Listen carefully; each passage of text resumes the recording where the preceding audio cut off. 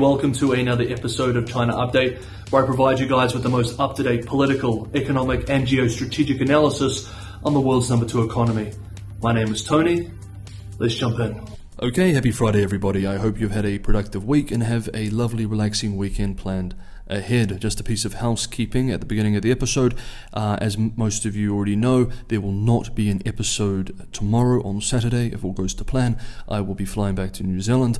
Many people have asked me while I'm in New Zealand with my family, spending time with my family, will there still be episodes of China Update? Yes, that is the plan. From Monday there should still be regular episodes of China Update, so my time away in New Zealand should not affect that uploading schedule. I hope to continue to have episodes every day from Monday through to Saturday. Okay, if you enjoyed today's episode, don't forget to hit that like button. It's a huge help. If you haven't subscribed yet and you do like watching these episodes, that's also a big help. And for anyone who wants to go that extra mile and be part of the community that helps keep China Update sustainable, Patreon and Buy Me a Coffee links are in the description below. As always, thank you so much everyone for the ongoing support.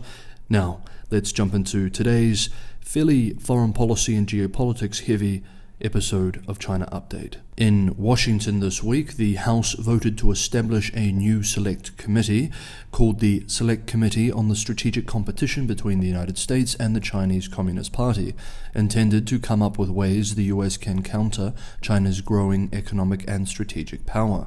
The vote to establish the Select Committee was 365 to 65, again demonstrating that China is perhaps the biggest bipartisan issue in not just the House but all of Congress.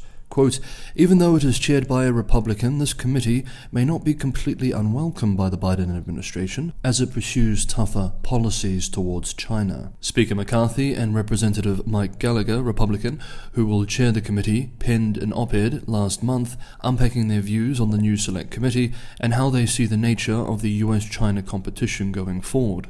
Quote, to win the new Cold War, we must respond to Chinese aggression with tough policies to strengthen our economy, rebuild our supply chains, speak out for human rights, stand against military aggression, and end the theft of Americans' personal information, intellectual property, and jobs. We must recognize that China's peaceful rise was pure fiction and finally confront the CCP with the urgency the threat demands. End quote. One issue likely to be high on the new committee's agenda will be what to do with the popular Chinese-owned video-sharing app TikTok, which boasts 80 million users in the United States alone. Gallagher has introduced legislation to ban the app already, and the White House has discussed the option of ByteDance divesting from the app. Another matter the committee will likely bring up is the question of the origins of COVID-19. And of course, the big question is, will the new House Speaker, McCarthy, travel to Taiwan, as Pelosi, his predecessor, did last year? He has already indicated that he has a desire to do so. So, how has Beijing responded to these developments? Foreign Affairs Ministry spokesperson Wang Wenbin made a fairly boilerplate statement expressing, quote, China hopes that the relevant US people concerned could look at Sino-US relations objectively and rationally, end quote. As usual, state media was less diplomatic than Mr. Wang. Quote, some US politicians have interpreted Chinese people's minor grievances in daily life as a sign that China's political system is collapsing. Under this illusion, they are likely to take adventurous actions and cooperate with covert subversive forces to carry out drastic acts of sabotage against China's political system. This is not unthinkable, as both McCarthy and Gallagher are utterly reckless politicians. End quote. State-run Global Times told its readers that the new Select Committee is simply, quote, the return of McCarthyism, end quote. More on US-China strategic competition, including preparations for a potential conflict, later in the video. Okay, next up, the newly founded Yuhua population research think tank, established by top Chinese demographers with private funding to research demographics and fertility policies, has released a new report on the pressures childcare and studying place on China's national fertility rate. The report argues that, quote, the rate of childcare enrollment and students' study pressure have become factors affecting the fertility rate in China. The longer a student spends on study, the lower the fertility level is." End quote. The average cost of raising a child between the age of 6 and 14 in Chinese families exceeds 210,000 yuan, $31,000, accounting for 45% of the total cost of raising a child up to the age of 18, according to the report. China rolled out a one-child policy in 1980, which was strictly enforced for decades, before replacing it with a two-child limit in 2015, and then in May 2021, Beijing announced that it would allow families to have up to 3 children. Since then, the central and local governments have launched many new measures to encourage births, ranging from baby bonuses and extended maternity leave to tax cuts. So far, these policies have had little effect. In 2021, according to the National Bureau of Statistics, the birth rate was 0.752%, the lowest since 1949, the year that the PRC was founded, and some academics outside of China believe that the real rates have been worse for some time. Just this week, the southern megacity of Shenzhen announced plans to roll out newborn subsidies, which would be up to 37,000 yuan, $5,500 for a 3-child family. Now, returning to the population research think tank, this institution is likely now the most respected authority on demographics within China itself, led by leading Chinese experts in the field. So it is worth looking at their own projections, forecasts, of the PRC population in the coming decades. Okay, so this is the graph from the website. It's in Chinese, but I wanted to use their original graph. Let me just quickly explain what this means for those who do not read Chinese. The blue line is the optimistic estimation. The yellow line is a neutral projection, and the red line is a pessimistic forecast. Okay, on the y-axis we see the unit E in Chinese, which is 100 million. At the bottom there's 500 million, and then it goes up to a billion, and then 1.5 billion. Now we can see here clearly that even according to the most optimistic projections, the population is projected to drop below a billion by the end of the century. This is a massive reduction of hundreds of millions of people, and again, according to the most optimistic projection. The neutral projection, and especially the pessimistic projection, nears almost 500 million, an incredible reduction in the population. So we can see here, and we note, assuming immigration policies are unsuccessful or of limited mitigating effect, the dire predictions about PRC demographic collapse in the 21st century are not just coming from Western institutions, but also from China's top experts themselves. Okay, and finally for today's episode, this week has been a huge week for Anglo-Japanese strategic cooperation towards China. Let's start with UK-Japan and then move to US-Japan. On Wednesday, UK Prime Minister Sunak signed a landmark defence agreement with Japanese Prime Minister Kishida at the Tower of London, allowing UK forces to be deployed to Japan, quote, in the most significant defence agreement between the two countries in more than a century, end quote, in the words of Downing Street.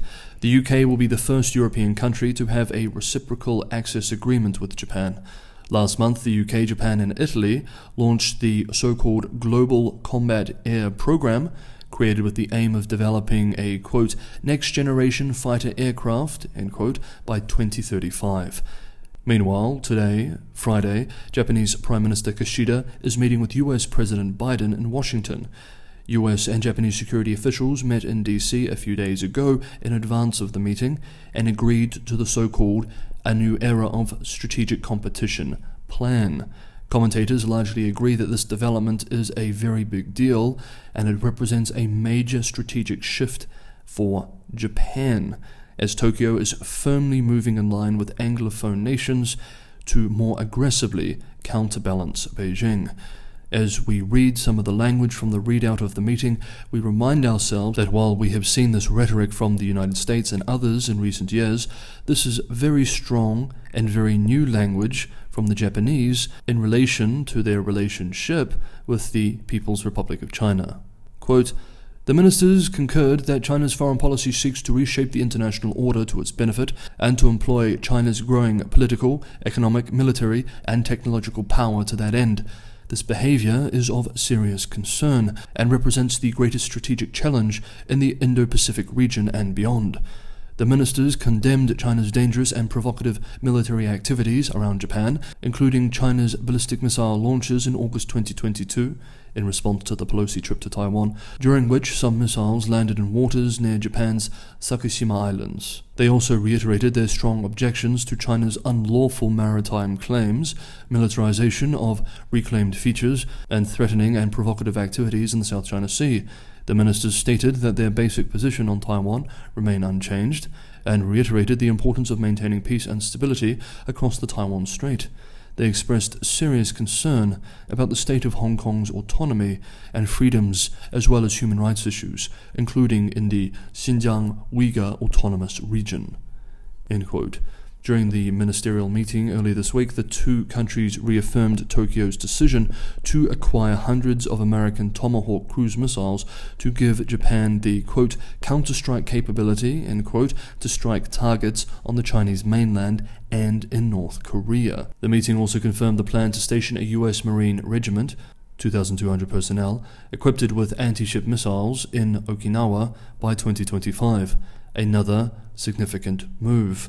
After the U.S.-Japanese ministerial meeting, there was a press conference which included U.S. Secretary of State Antony Blinken, U.S. Secretary of Defense Lloyd Austin, Japanese Foreign Minister Hayashi Yoshimasa, and Japanese Defense Minister Hamada Yasukazu. U.S. Secretary of State Blinken confirmed that the bilateral security relationship will expand into space, telling reporters, quote, "We agree that attacks to, from, or within space present a clear challenge, and depending on the nature of those attacks, this could lead to the invocation of Article 5 of our Japan-US Security Treaty."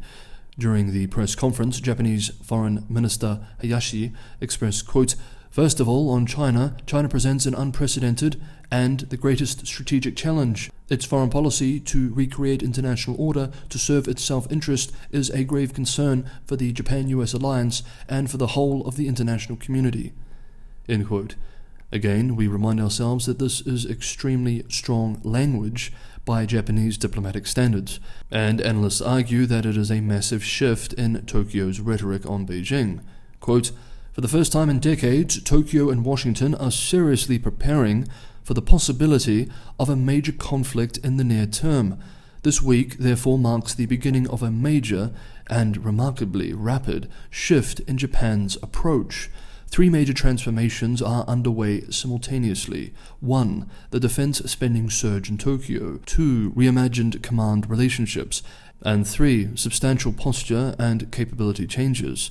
Each is important on their own, but together they amount to a wholesale change in the US-Japan alliance's approach to deterrence and warfighting." End quote. Chinese analysts agree that the move is significant too. Liao Jiangyong, a Japan specialist at Tsinghua University in Beijing, speaking to Hong Kong media, expressed that the move, quote, "underlies Tokyo's regional ambitions and its growing efforts to encircle and contain China." End quote. Adding, quote, "It would be hard to predict how far Japan-China bilateral ties will decline in the next 5 to 10 years, but it's almost certain that more trouble lies ahead." End quote. Da Zhigang, director of the Institute of Northeast Asian Studies at Heilongjiang Provincial Academy, told the state-run Global Times yesterday that the move, quote, "marks a strategic shift in Japan-US security cooperation from being defensive to being active and offensive." End quote. Okay, that is today's episode of China Update. Thank you everybody for watching. I hope you all have a lovely weekend. I will see you all on Monday.